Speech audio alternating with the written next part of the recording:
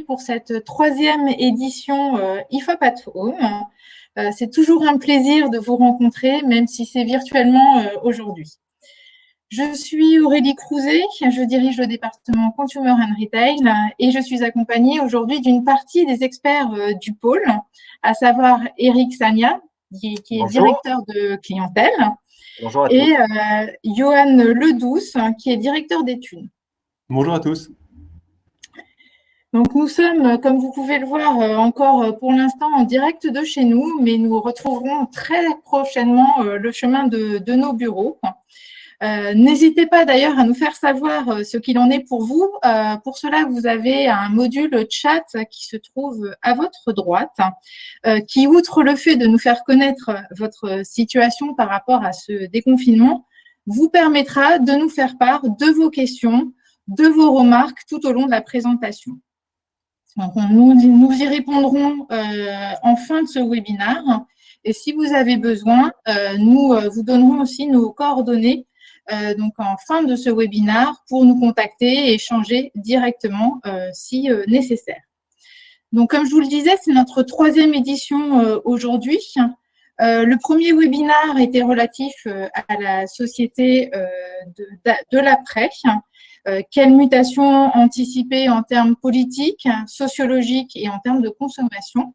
Et le deuxième webinaire évoquait, quant à lui, les enjeux pour l'écosystème de la santé. Aujourd'hui, nous allons parler food et consommation responsable.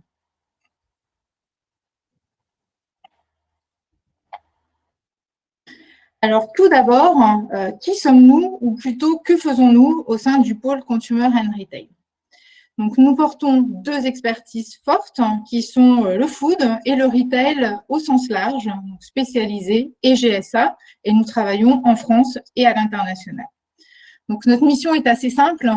Si je devais la résumer, ça serait être consumer-centric. Alors, c'est quoi être consumer-centric? C'est avant tout être à l'écoute du consommateur.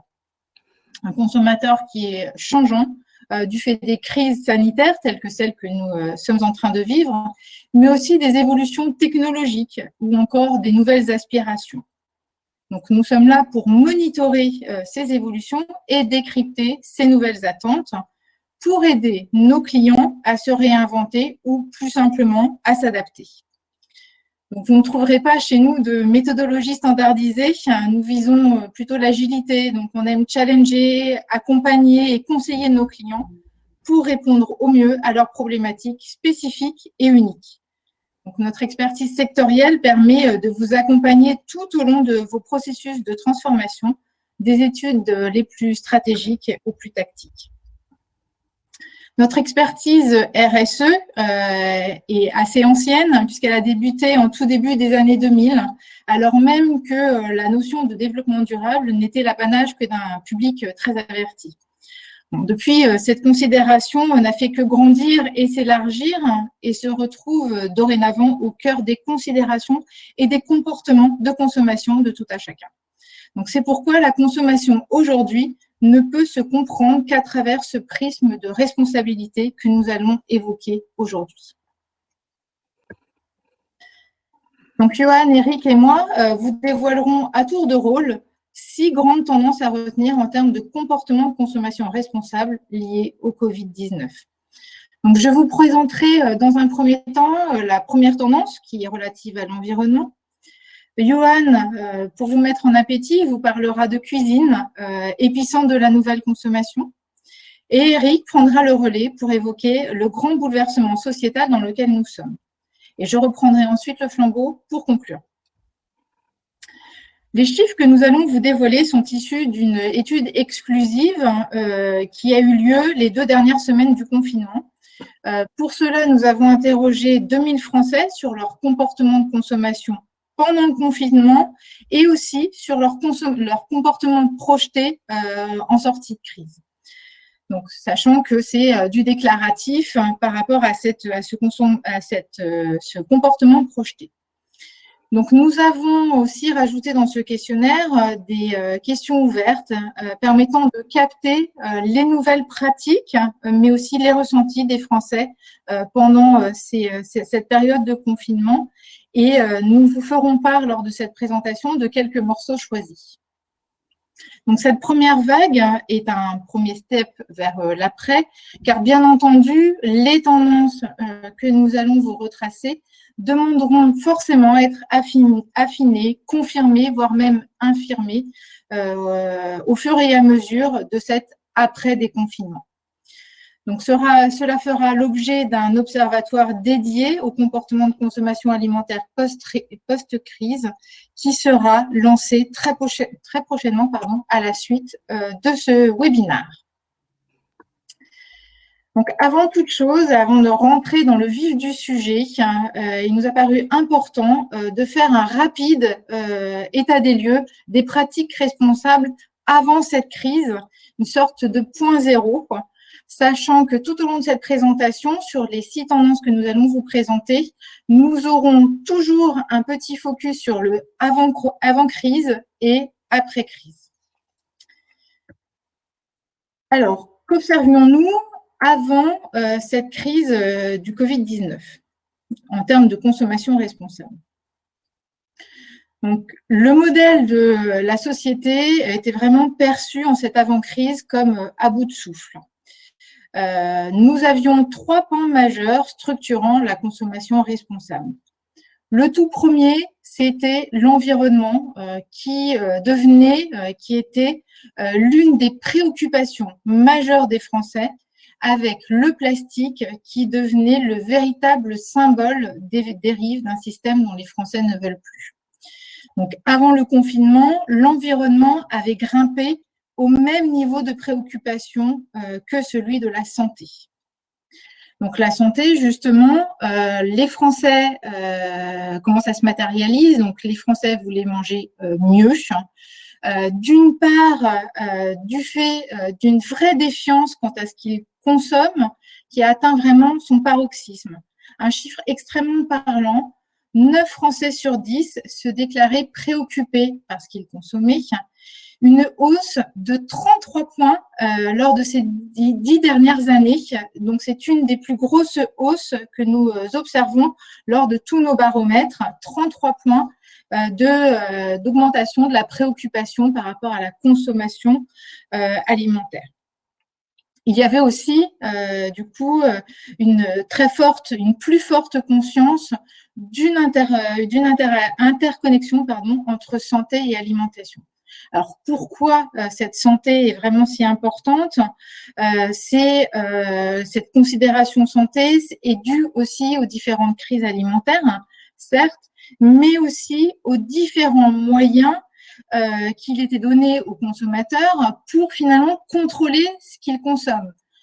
Par exemple, via des applis telles que Yuka et encore le Nutri-Score, qui sont 2 choses extrêmement utilisées par les Français et qui permettent vraiment de contrôler leur consommation et se rendre compte du coup que ce qu'ils consomment n'est pas forcément toujours très sain.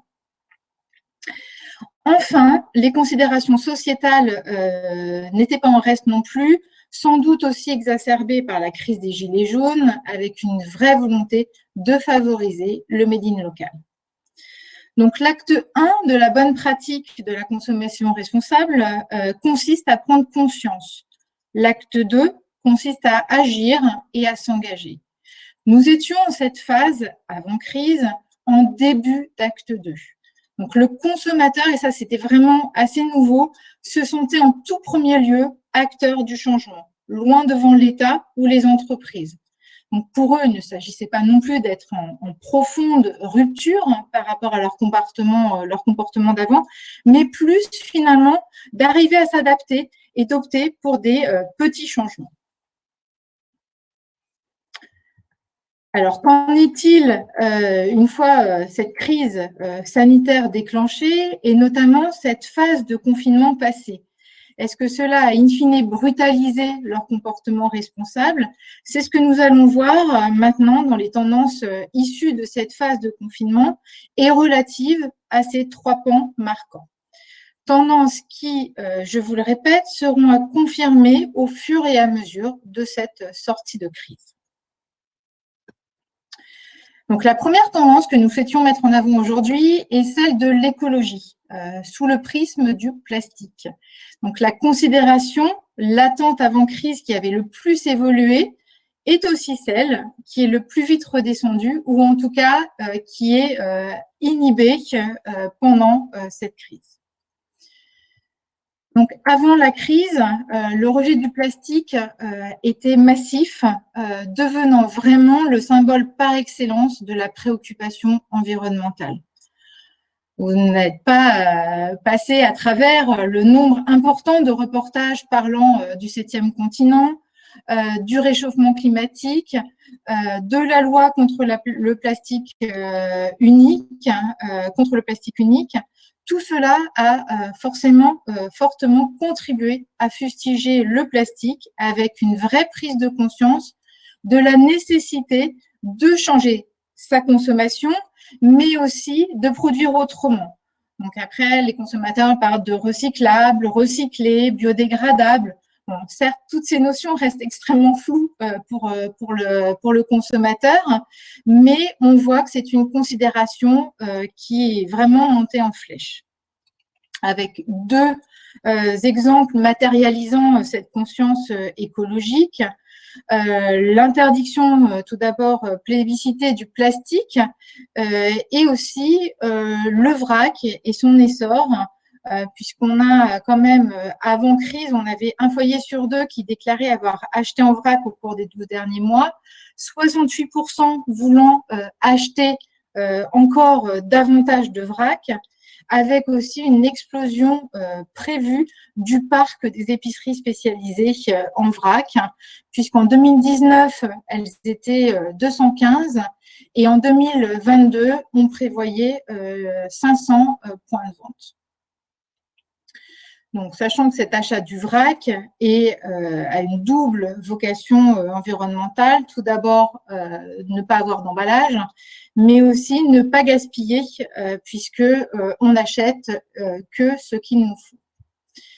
Mais voilà, l'essor du virus est aussi synonyme de l'essor du plastique, donc, qui est très largement utilisé pour protéger les salariés, donc via le plexiglas, les visières, mais aussi pour les gants ou encore les bouteilles de gel hydroalcoolique. Il y a vraiment plein d'usages qui se sont développés par rapport au plastique. Mais ce plastique joue aussi énormément sur les comportements de consommation des consommateurs, ou plutôt ces comportements d'achat. Ainsi, de nombreuses initiatives ont été prises pour suremballer les produits en vrac, tels que les fruits et légumes. On voit ici une initiative qui a été mentionnée par le Super U de Prissé, qui cherchait vraiment à suremballer ces produits, ces fruits et légumes, puisque ces derniers étaient boudés par les consommateurs lorsqu'ils étaient en vrac. Donc, on a mis un petit verbatim ici. On voit que ça s'inscrit vraiment, cette pratique et ces achats de marchandises emballées, notamment fruits et légumes, dans tout un rituel, finalement, de désinfection derrière qui s'opère de la part des consommateurs.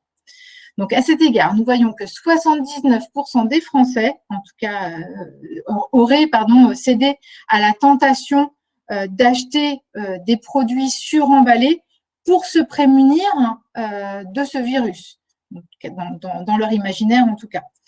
Ce score est en forte augmentation, notamment auprès des plus jeunes, donc les 18-24, qui ont une conscience écologique exacerbée. Et pour eux, il s'agit même d'un point qui n'est pas forcément bien vécu, même pas du tout, puisqu'il positionne ce type d'achat, donc de produits suremballés, au top du ranking des comportements honteux. Donc, on voit que ce poids est lourd, mais en même temps, on préfère effectivement utiliser ce plastique qui est vraiment devenu sanitaire, donc pour se prémunir du virus. Et on voit bien que le court terme l'emporte sur le moyen terme et l'individu sur le collectif et sur la planète.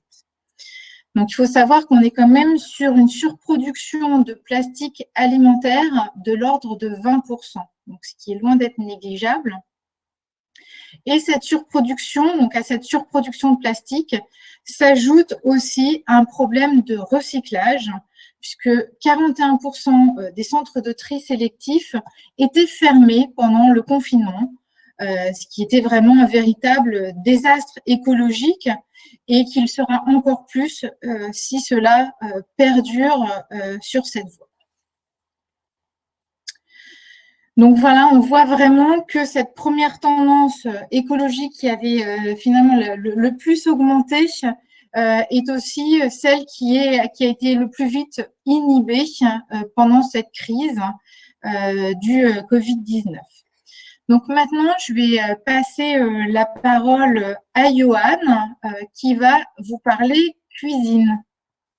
Merci Aurélie. Effectivement, comme tu l'annonces, donc je vais vous parler de la cuisine. Donc la cuisine qui se retrouve aujourd'hui au centre de la consommation alimentaire des Français, avec la fermeture de la restauration commerciale, de la restauration collective. Donc on a une véritable reprise en main par les Français de leur alimentation. Et donc on va voir si ce nouvel art de vivre a des qualités responsables.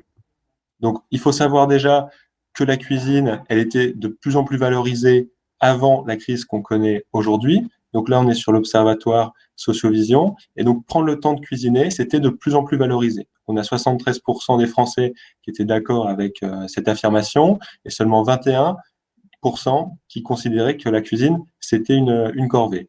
Avec des différences significatives selon certains segments de population. Alors, on a les femmes qui sont plus nombreuses à affirmer que faire la cuisine, c'est un plaisir. Donc, on a un reste de division genrée de cette tâche.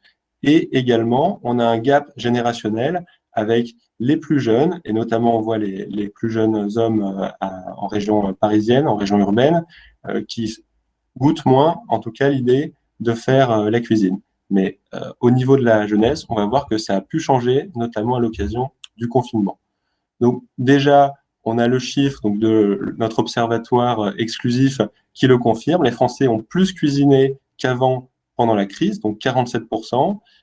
Et donc, il y a eu une véritable montée en compétences des Français sur la cuisine pendant cette période, aidée notamment par des tutos, des recettes vidéo, et donc pour 26% d'entre eux. Et ça concerne encore plus les générations les plus jeunes, donc les 18-34 ans, qui sont donc plus concernés. On voit que 60% ont plus cuisiné, 35% qui sont un peu plus digitaux ont utilisé des tutos en ligne, ce genre de choses. Et ça, on peut l'expliquer à la fois donc par la contrainte, ils n'avaient plus accès à la restauration, notamment la restauration rapide, mais également, il faut savoir que 2 tiers des étudiants se sont confinés chez leurs parents et donc ont pu adopter des attitudes plus classiques, en tout cas, qui correspondent à des générations précédentes.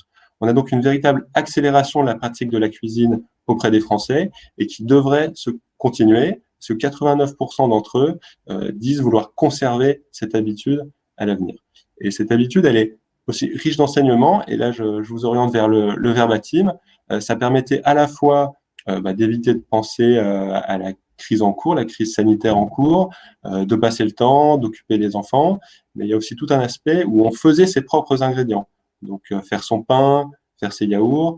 On a vu des chiffres comme quoi les ventes de machines à pain, de yaourtières avaient explosé pendant la crise et même déjà un petit peu avant. Et tout cela, c'est à replacer dans un contexte de hausse de ce qu'on appelle le do-it-yourself, c'est-à-dire les gens qui font leurs propres produits. Et donc, ça peut être des produits alimentaires, mais aussi non alimentaires, le shampoing, le dentifrice, ce genre de choses. Donc, on a quelque part une accélération de ces tendances qui étaient déjà présentes avant la crise. Et vu que maintenant, donc, les Français se sont encore plus réappropriés leur alimentation, on voit qu'ils maîtrisent toute la chaîne, et ça va aussi sur la fin de chaîne, donc les déchets. Donc 27% des Français font plus attention qu'avant à ne pas gaspiller pendant la crise, 24% utilisent les restes de repas pour faire de nouveaux repas. Donc il faut savoir que les Français, chaque Français jette en moyenne 30 kilos de nourriture par an, donc d'après les chiffres de l'œdème. Donc on a une véritable préoccupation à ce niveau-là, et on voit donc que c'est un peu l'opposé du plastique qui a été présenté par Aurélie auparavant, où là il y aurait plus de déchets. À l'inverse, sur la nourriture, les gens font plus attention. Et encore en plus, on peut voir que pour 8%, ils utilisent plus qu'avant les fans et les épluchures des légumes dans des recettes. Donc certes, il y a un aspect écologique à l'attention à ne moins gaspiller, mais on peut penser qu'il y a aussi un aspect économique. Donc il y a beaucoup de Français qui ont des revenus moindres qu'avant pendant le confinement et qui anticipent une baisse de leurs revenus ensuite avec des problèmes économiques qui devraient arriver. Donc Eric reviendra plus en détail sur cet aspect sociétal, mais on peut penser que ça joue. Donc en synthèse de cette partie, on a pu assister à une montée en compétences des Français sur la cuisine, donc une accélération de cette tendance, mais également une montée de leur attention à l'environnement, en tout cas à jeter le moins possible. Donc, des tendances qui seront à confirmer pour les prochaines étapes de notre observatoire, donc qui seront menées lors des principales étapes de sortie de crise. Toujours dans la cuisine, on associe de manière assez classique l'alimentation au plaisir, le plaisir gustatif, mais également et surtout, j'ai envie de dire en ce moment, à la santé. Donc parfois on les associe, parfois on les oppose. Ce qu'on va voir, c'est que l'alimentation, elle est augmentée de ses caractéristiques. Maintenant, dans quelle proportion? C'est ce que je vous propose de découvrir. Donc avec un premier slide qui vous montre le lien assez évident que font les Français entre la santé et la nourriture. Donc pour bien se nourrir, pour bien être en bonne santé, il faut bien se nourrir. Et on avait donc un équilibre avant la crise entre le plaisir et la santé, sachant que le plaisir était notamment associé à la sortie au restaurant. Il faut savoir que un repas sur 7 pris par les Français l'était en dehors du domicile, alors que on contrôle plus ce qu'on va manger chez soi. Donc on aurait pu penser qu'avec le confinement, la santé allait l'emporter. Alors c'est pas ce qu'on a observé. On a une tendance vers le plaisir qui est augmentée. Donc on peut penser notamment que le fait qu'il y ait beaucoup de restrictions sur les loisirs, manger, c'était un des plaisirs qui restait, et donc ça a été un plaisir plus quelque part souscrit par les Français. Et en tout cas, une étude de l'IFOP l'a montré, une majorité des Français a pris du poids pendant le confinement, 2,5 kg en moyenne, sachant que, évidemment, la sédentarité qui allait avec le confinement peut expliquer en partie cette hausse.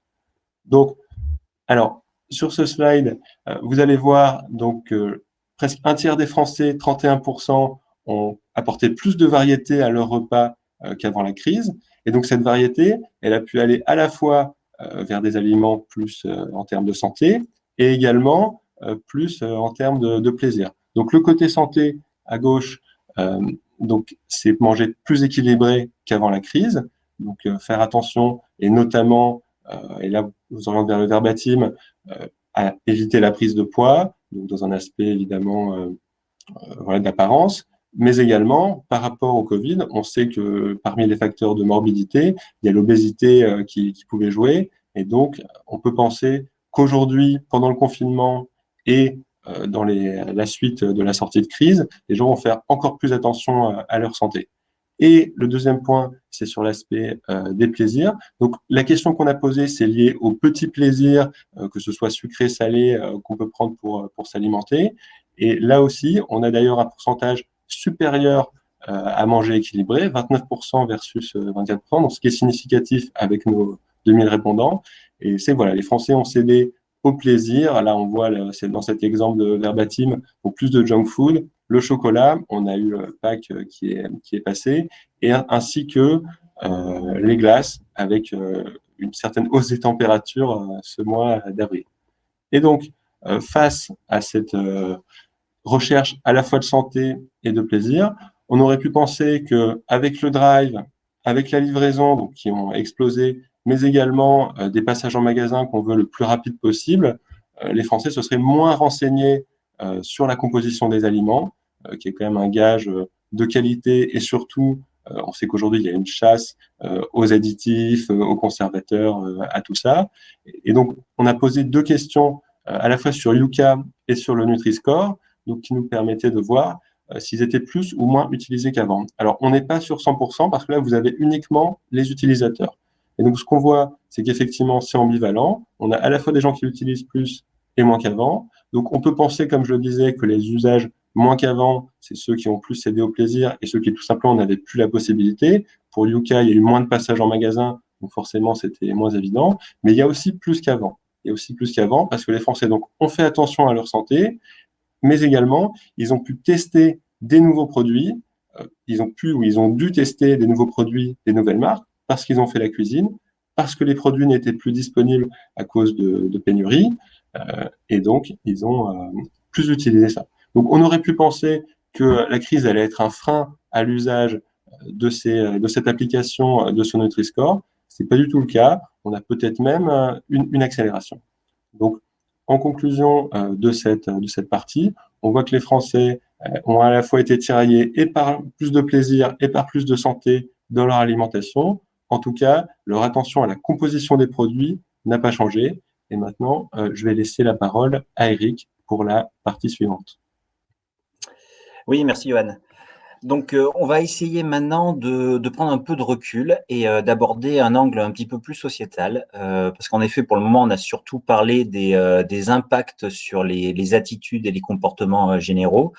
Donc, envers l'environnement, où on a vu le recul de la dimension écologique avec la montée du plastique, mais aussi en cuisine, où là, c'était un petit peu plus ambivalent, où on a vu que les Français faisaient attention à moins gaspiller, mais aussi essayer de trouver du plaisir dans la cuisine. Donc voilà, donc une situation un peu plus ambivalente. Mais pour pouvoir aborder l'impact sur les achats et envisager donc la société de demain, il faut essayer d'intégrer des éléments un petit peu plus sociologiques. Et on va parler maintenant donc du temps de la peur et des changements, qui est notre quatrième insight. Donc tout d'abord, il faut se rappeler des premières interventions du chef de l'État en mars. En effet, je pense que tout le monde se souvient qu'il a martelé au moins 5 ou 6 fois qu'on était en guerre, et en plus en guerre contre un ennemi invisible. On avait donc une double anxiété, à la fois celle d'un virus inconnu et mortel, mais en plus un contexte de guerre. Donc c'est vraiment un climat hyper anxiogène. Et alors, on va essayer de pas faire de psychologie de comptoir, mais ce contexte a certainement activé des réflexes grégaires chez les Français. Donc, dans un premier temps, de la peur au niveau individuel, et on a vu l'impact, par exemple, avec la montée du plastique et la distanciation avec l'écologie, mais aussi une peur collective avec donc une peur de l'avenir. Et dans un second temps, ça va amener aussi une deuxième conséquence, et on le verra un petit peu plus loin, c'est la montée de la solidarité et du patriotisme économique. Donc, si on regarde tout d'abord l'impact au niveau de la peur collective, on voit que les Français, qui sont traditionnellement un peuple plus pessimiste que les autres peuples, le sont encore plus en temps de crise. Donc, on a 59% par exemple des Français qui sont pessimistes envers l'avenir en général. Alors, pour les Français, c'est pas si mal. Mais par contre, on voit qu'ils sont 76% à être pessimistes envers l'emploi en général et 82% envers l'économie des Français, l'économie du pays, pardon. Donc, on voit qu'on a vraiment une anxiété qui est très, très marquée. Ce qui est intéressant de voir aussi, c'est qu'on en a seulement, entre guillemets, 37% qui sont pessimistes envers leur propre emploi. Donc, c'est souvent le cas. Les Français ont toujours plus peur pour les autres que pour eux-mêmes. Et par exemple, c'est une tendance qu'on retrouve en alimentaire. Quand on demande aux Français s'ils sont préoccupés par les questions d'alimentation, de nutrition, les liens avec la santé, ils sont toujours plus préoccupés pour les conjoints et les enfants, par exemple, que pour eux-mêmes. Ça, c'est une tendance qu'on observe souvent et qui est accentuée avec la crise.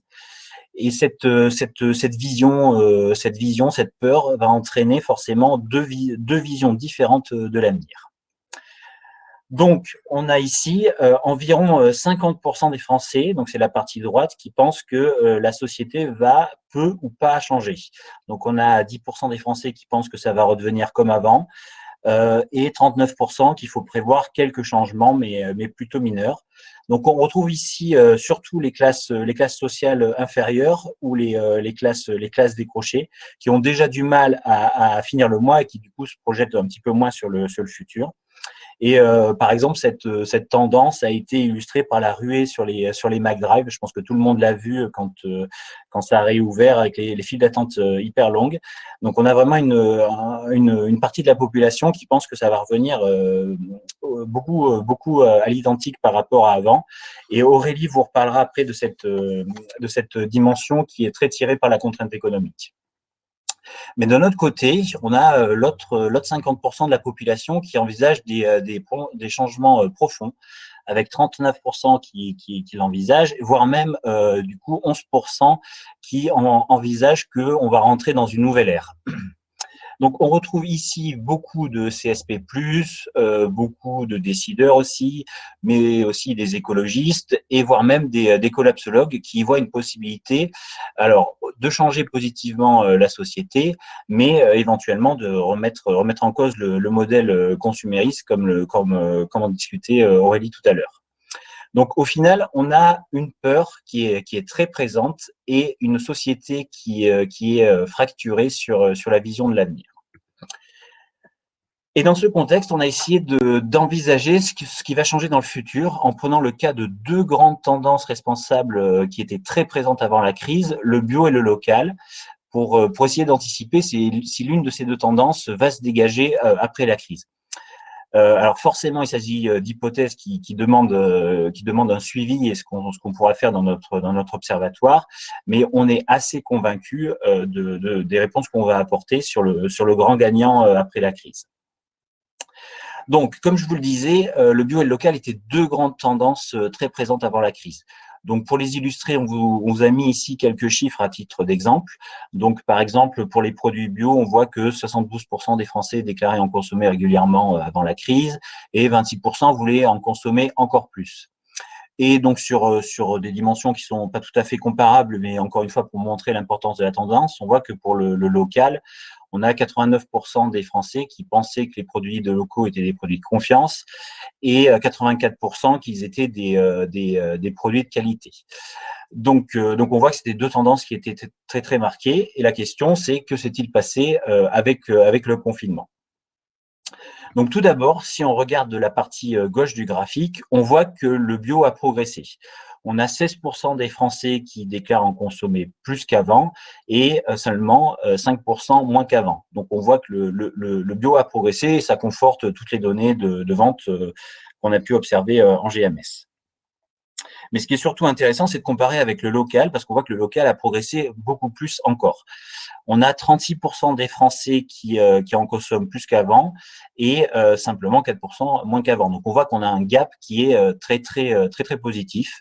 Alors, il y a plusieurs raisons à cela. D'abord, des raisons contextuelles. Forcément, on a une progression de l'offre, notamment de fruits et légumes, avec la valorisation des produits français en supermarché. Donc, déjà, il y a cette offre qui a progressé. Mais il y a aussi, ce que je vous disais tout à l'heure, l'augmentation de la dimension de patriotisme économique. Et qui dit patriotisme économique dit soutien aux producteurs français, mais dit aussi soutien aux commerçants, développement de la vente directe, donc la volonté d'aider des acteurs qui sont plus locaux. Donc beaucoup de raisons contextuelles, mais il y a aussi des raisons intrinsèques au type de produit. En effet, on voit que le bio et les produits bio et les produits locaux sont très bien perçus sur les dimensions de santé et les qualités nutritionnelles, avec plus de 80% des Français qui s'accordent à dire que ces deux types de produits sont bons pour la santé et de bonne qualité nutritionnelle. Mais par contre, ce qu'on constate, c'est que le local se distingue vraiment sur la perception de goût. On a ici 80% donc des Français qui nous déclarent que les produits locaux ont meilleur goût que les autres produits, contre 66% seulement, entre guillemets, pour les produits bio. Donc là encore, c'est des chiffres qui sont sortis de l'étude qu'on a réalisée au mois d'avril. Donc, vrai ou pas vrai, en tout cas, l'image du local est bien meilleure sur cette dimension de goût. Et il faut jamais oublier que l'alimentation, c'est avant tout du plaisir.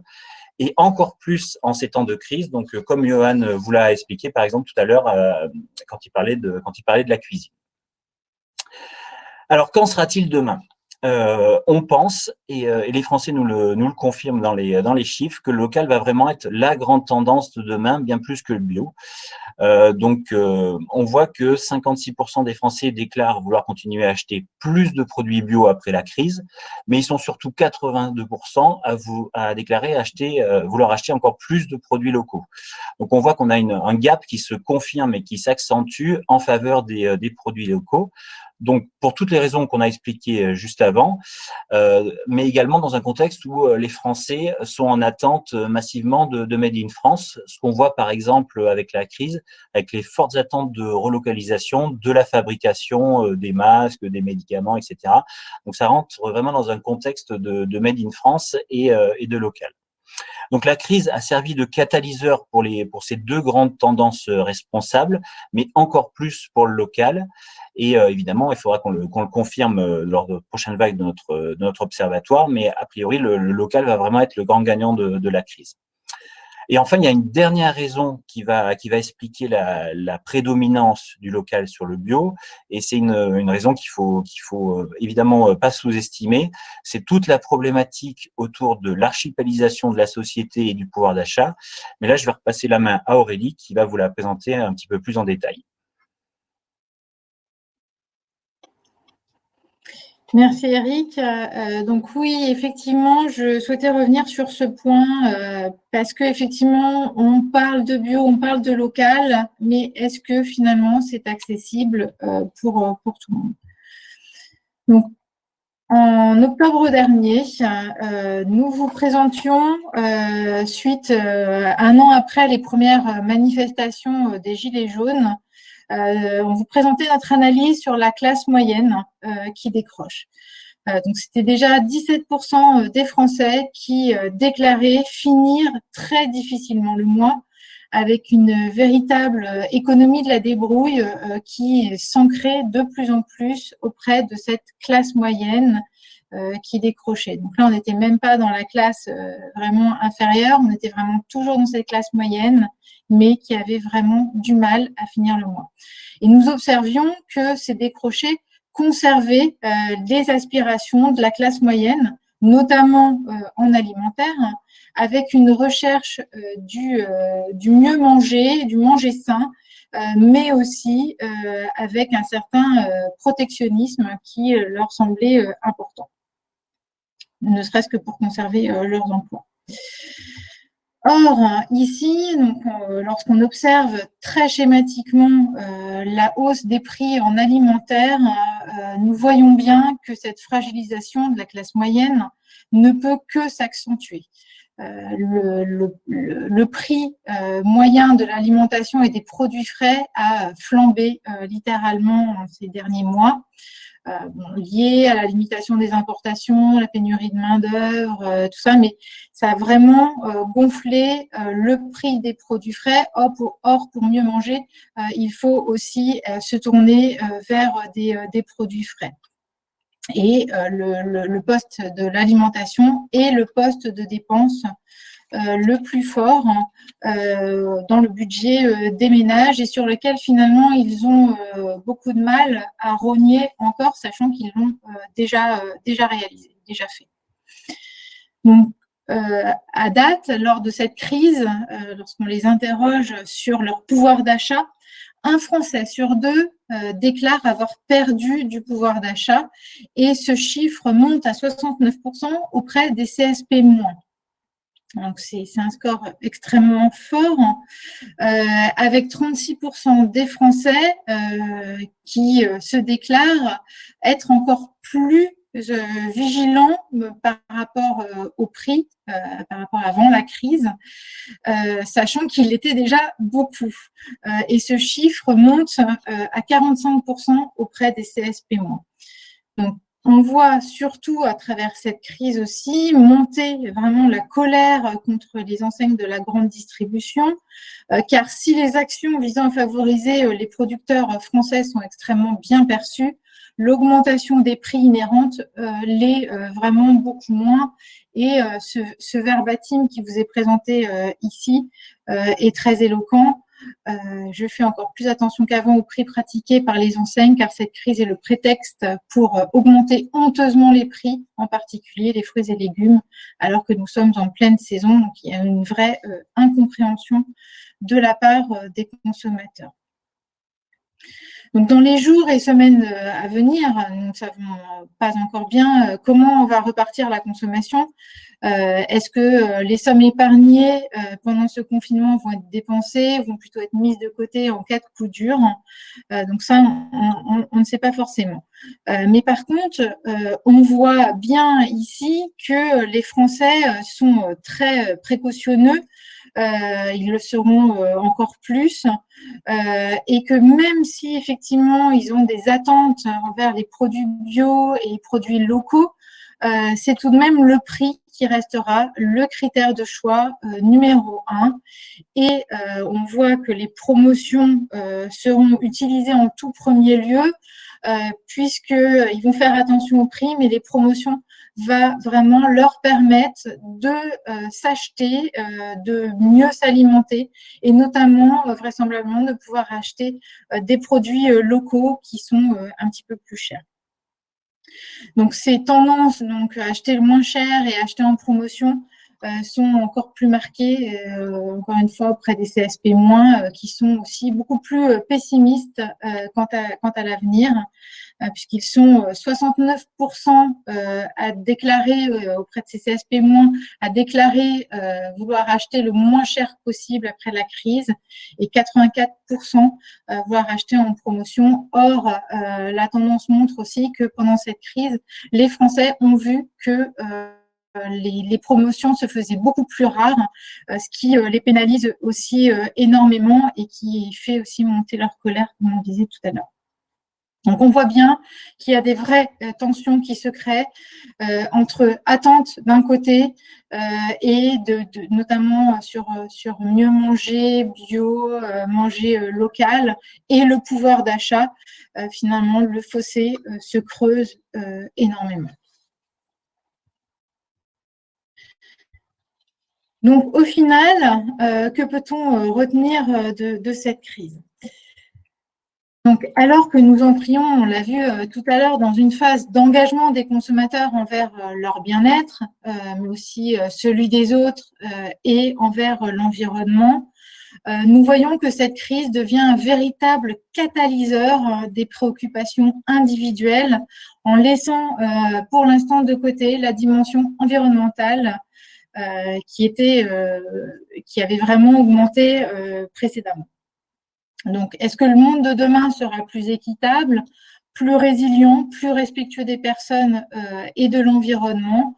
Il sera surtout construit en fonction du mode dans lequel les individus s'inscrivent, car nous voyons aussi que cette crise amène de vraies polarisations des individus en termes de comportement, en termes de pouvoir d'achat, en termes de vision.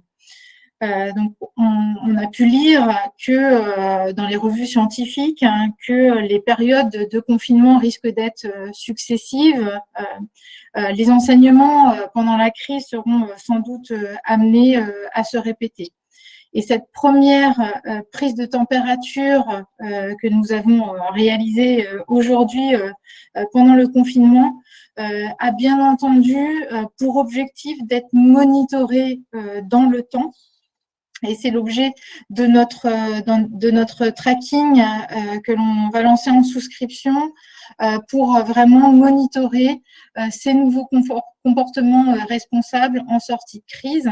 Donc, on aura plusieurs vagues qui seront lancées sur des phases fortes. Donc, ici, après, juste pendant le déconfinement, nous prendrons aussi une troisième mesure du coup quand le déconfinement sera plus important, donc au début du mois de juin, et nous verrons aussi ce qui se passe cet été.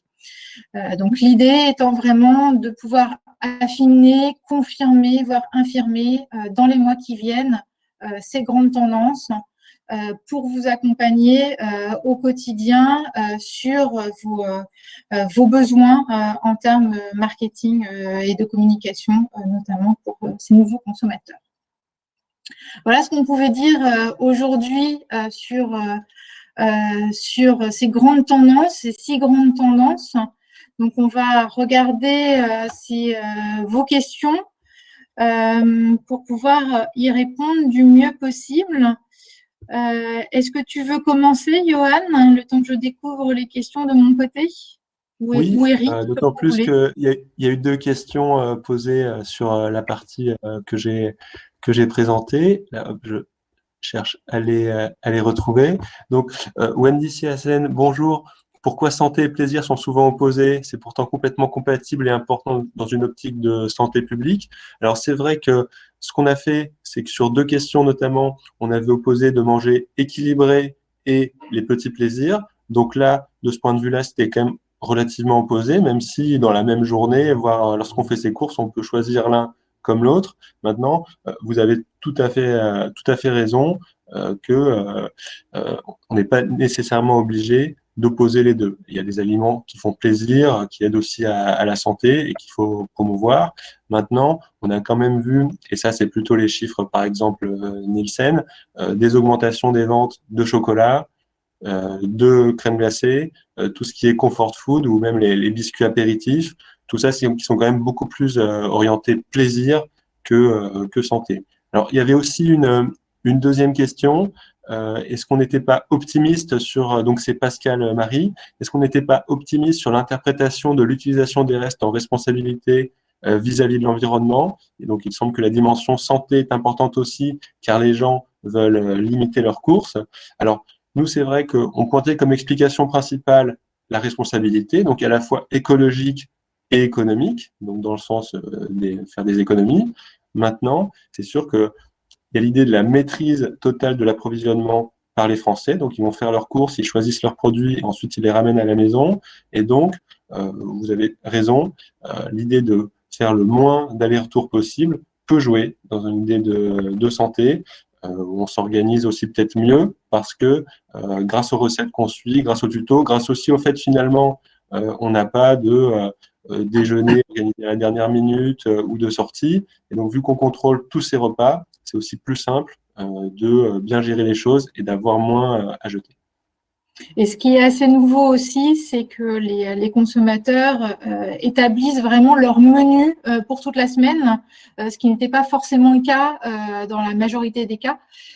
Donc, ils peuvent aussi s'organiser et faire leurs courses en fonction. Donc ça, c'est aussi assez nouveau. Okay. Moi, j'ai vu plusieurs questions sur le local, le bio et le Made in France. Donc, une question notamment d'Isabelle sur les différences de CSP sur l'évolution du bio et du local. Alors évidemment, ce sont les CSP+ qui ont le plus augmenté leur consommation de produits bio et local pendant la crise. Et c'est pour ça qu'on a injecté toute la partie sur l'archipélisation de la société, la contrainte prix, parce que c'est une dimension qui entre forcément dans la vision globale de la consommation responsable. On sait que forcément les CSP+ ont plus de moyens, donc c'est ceux qui ont la capacité d'avoir des comportements plus responsables. C'est toujours la dichotomie entre la fin du mois et la fin du monde. Voilà, c'est le grand débat qu'il y a beaucoup en ce moment.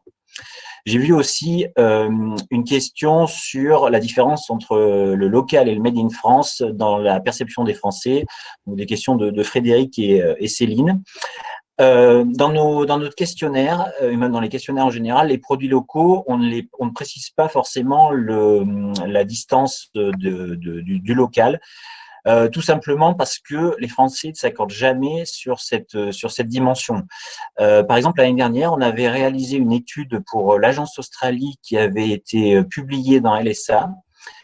Et on voyait que les Français se répartissaient entre un tiers qui disait que c'était autour à 20 km autour de chez moi, un tiers qui disait qu'un produit local, c'était un produit qui était fabriqué dans le département, et un tiers qui est fabriqué dans sa région. Donc, quand on pose la question du local, on laisse chacun interpréter un peu à sa façon ce qu'il considère comme du local, tout simplement parce qu'il n'existe pas de vraie définition pour les Français sur qu'est-ce que c'est un produit local. Et ensuite, il y avait des questions aussi sur le fait que le local, toujours une question de Céline, est-ce qu'on doit partir du principe que le local est plus cher? C'est pas forcément le cas.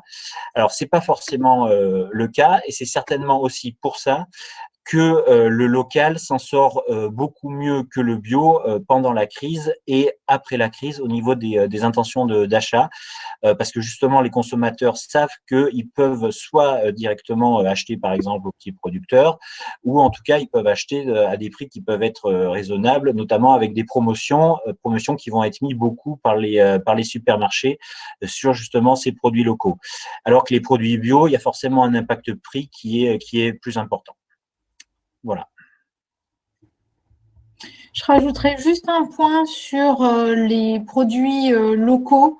Par rapport à ce que tu disais, Eric, il faut savoir aussi que les consommateurs, à date, ont du mal à faire la différence ou ne se posent pas la question entre le Made in France, les produits ou les ingrédients français. Tout ça, c'est vraiment un amalgame, voire même la nationalité de l'entreprise. Donc, il y a vraiment un amalgame tout autour de ce local qui se floue finalement et encore, on ne sait pas pour combien de temps, mais les consommateurs assimilent toutes ces notions ensemble. Du moment qu'on parle France, voire même local à côté de chez moi, ça me suffit finalement et c'est déjà largement rassurant. J'ai vu une autre question aussi à l'instant de Nicolas sur s'agissant des peurs et des changements, votant une différence selon le type d'habitat ou les régions. Donc, comme je vous le disais un petit peu rapidement, on voit que ce sont notamment les CSP+, qui prévoient un changement très marqué de société. Évidemment, beaucoup plus sur l'urbain et la région parisienne et les grandes agglomérations en général. Donc, on voit que c'est vraiment une population qui est plus vraiment très CSP+, décideur. Voilà, c'est vraiment cette population-là qui envisage plus le changement. Et les catégories inférieures vont plutôt essayer de se projeter sur comment je vais essayer de pouvoir réavoir une consommation comme avant. C'est déjà un premier step parce que les préoccupations sont différentes. Ok, j'essaie. Je crois qu'on a répondu à pas mal de questions. Alors, il y avait une question sur les CSP- en termes de niveau de revenu. Alors nous, c'est vrai que les CSP, on va beaucoup plus en fait utiliser là, justement la catégorie socio-professionnelle et donc ça va regrouper essentiellement des ouvriers, des employés. Donc on n'a pas le niveau de revenu moyen, en tout cas on l'a pas testé dans l'observatoire. On l'a peut-être dans d'autres études, mais c'est vrai et c'est assez classique dans les analyses en France, beaucoup plus basé sur la profession que sur le niveau de revenu. Une question à l'instant de Juliette sur la notion de saisonnalité. On l'avait pas intégré dans cette étude, mais c'est vrai que c'est un point qui est hyper intéressant. Donc, on va certainement l'intégrer dans les prochaines mesures de l'étude. Bonjour Frédéric, votre question sur l'inhibition de la tendance anti-plastique va-t-elle s'ancrer? Alors, je ne pense pas, parce qu'effectivement, il y a quand même pas mal de choses qui se disent sur justement ce plastique qui sera encore plus vecteur du virus. Après, ça continuera effectivement à rassurer les gens, mais ça tend quand même, on a l'impression que ça tend quand même à un petit peu se diminuer entre le tout début de la crise et maintenant. Donc, une tendance qui sera vraiment à suivre de près. Après, je ne suis vraiment pas certaine que cela va s'ancrer dans les habitudes futures à moyen, voire long terme.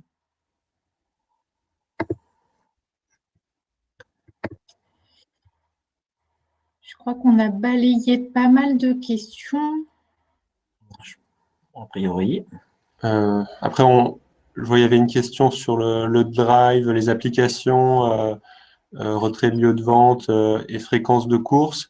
Alors, nous, concrètement, on a mesuré le déclaratif. On n'a pas des statistiques produites par les livreurs ou par les magasins, mais tout le monde a constaté une explosion du drive, je crois de plus de 30%, également des livraisons à domicile. Et je crois que Aurélie l'évoquait, les gens font moins leurs courses, ils essaient plus de prendre les courses de toute une semaine, tout un moment, toute une période d'un coup. Donc voilà, c'est des choses qui ont augmenté. Il y a aussi du déclaratif que les gens vont continuer à utiliser le drive, donc des gens qui ne l'utilisaient pas avant. De même pour la livraison à domicile et donc le retrait lieu de vente. Il y a le drive voiture, mais il y a aussi ce qu'on appelle le drive piéton. Maintenant, voilà, nous, c'était pas le cœur de nos études sur cette période, donc on l'a pas regardé en détail, mais c'est aussi, comme l'évoquait Eric, des choses qu'on pourrait suivre dans des itérations suivantes de l'observatoire. Et on remarque quand même qu'un bon nombre de Français a découvert complètement le drive. Donc, c'est vraiment une découverte de ce circuit et ils en sont relativement satisfaits. Donc, a priori, ça peut être aussi des comportements qui vont s'instaurer dans le futur, qui vont continuer à perdurer. Je vois une question de Christophe sur le bio et local, et notamment leur impact sur l'environnement. On n'a pas forcément des chiffres dans cette étude-là, mais par contre, on avait des données avant la crise. Donc, si ça vous intéresse, n'hésitez pas à nous envoyer un petit mail et on pourra revenir vers vous sur ce point-là. Et on a une question de Stéphane sur les 76% qui vont acheter en promotion. Combien avant la crise? Je ne sais pas si Aurélie, tu as des réponses à ce niveau-là. Je ne l'ai plus en tête. Alors, moi non plus, je ne l'ai plus forcément en tête. Après, ce chiffre était quand même déjà important, avant crise. Mais je vous dirai des bêtises, donc là, on pourra revenir vers vous si vous souhaitez avoir ce chiffre, on l'a. Mais là, je ne peux pas vous dire de manière formelle cette donnée. Ouais. Du coup, n'hésitez pas à nous envoyer des messages. Vous avez toutes nos coordonnées sur l'écran, donc surtout n'hésitez pas si vous avez des questions.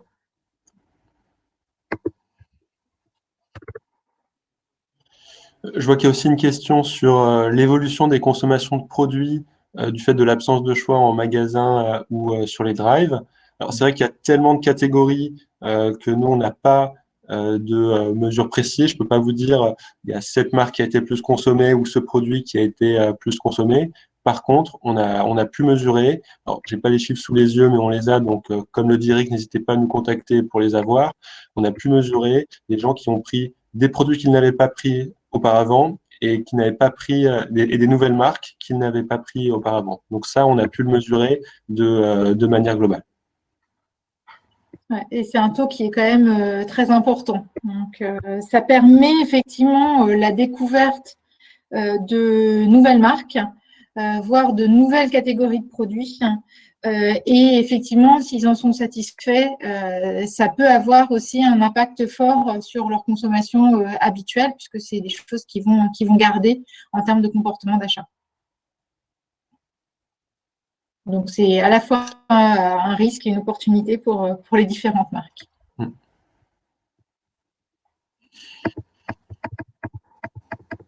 Très bien. Je pense qu'on a fait le tour. Oui, je voyais une petite dernière question. Est-ce que les produits bio ont été moins en rupture, donc plus accessibles? Alors, ça, moi, j'ai pas de stats sur les produits en rupture, mais ce qu'on a pu voir, c'est que le fait que sur certaines catégories, les pâtes, les sauces tomates, ce genre de choses, parfois, il y avait que les produits bio qui restaient disponibles parce que tous les produits classiques et MDD avaient déjà été achetés. Tous les étals ont été vidés. Donc, finalement, je ne sais pas s'ils ont été plus en rupture, mais ils ont été plus consommés que d'habitude, en tout cas plus testés que d'habitude par les Français sur les catégories qui ont été en tension. C'est vrai que l'explosion des produits bio peut s'expliquer par deux phénomènes, à la fois ceux qui sont convaincus qu'effectivement le bio c'est meilleur pour la santé et en cette période-là c'est nécessaire, et le fait effectivement qu'il ne restait entre guillemets que des produits bio sur certaines catégories et du coup effectivement elles ont été achetées. Mais c'est vrai que les deux peuvent jouer, ces deux notions peuvent jouer. Très Très bien. Bah, écoutez, merci beaucoup pour votre attention lors de ce webinaire. N'hésitez pas à nous contacter si vous souhaitez avoir plus d'éléments par rapport à ce que nous venons de vous dire. Et puis, je vous dis à très bientôt pour échanger ensemble sur ces notions et sur beaucoup d'autres. Merci. Merci beaucoup. Bonne journée. Au revoir. Au revoir.